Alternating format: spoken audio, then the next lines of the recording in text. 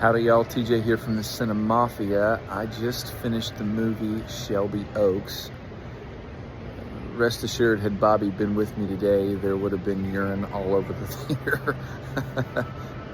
No, truthfully, I can't say this one is super scary. It's definitely got a whole lot of more of the jump scare kind of stuff. It is a slow build on the overall story.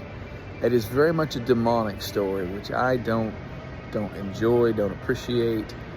And I'll just tell you why too. And actually the movie does a decent job of kind of explaining this dichotomy. It's a found footage film. And actually the way they tell the story is a little bit creative. It starts off found footage. They're just, there are these paranormal hunters, and all of a sudden they disappear, and so they're using their found footage to figure out specifically the sister of one of the girls that have disappeared. They're using the found footage to try to figure out where they're at. And it's interesting because the people around it, some believe that it's a hoax and others believe it's totally real. The sister believes it's real, and you start to understand why. It's because of experiences that she and her sister had growing up, but even her husband doesn't believe her. And the reason why I bring this up is that's the world we live in, man. There are people who think that the supernatural is just a joke. It's just something that comes in the movies, and it's fun to be freaked out about it. And there's other people like me who know very well that the spiritual realm is, honestly, it's more real than the physical realm that we live in. And so it's not something to be trifled with. It's really not meant to be entertaining. It's to be taken very, very seriously. One thing I do appreciate about the movie, it's kind of dumb. It has like the most typical of all horror movie tropes, that when the bad guy's coming after you, you go upstairs.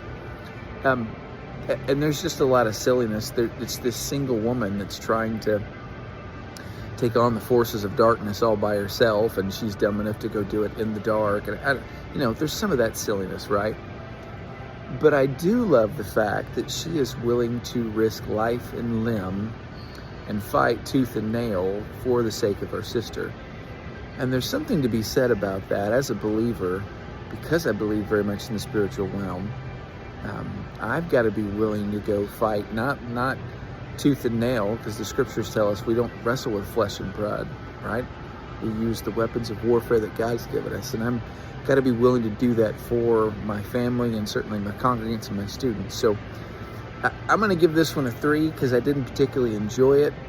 There's some, well-crafted movie stuff. You can kind of go there. But this one's not for me. See y'all later.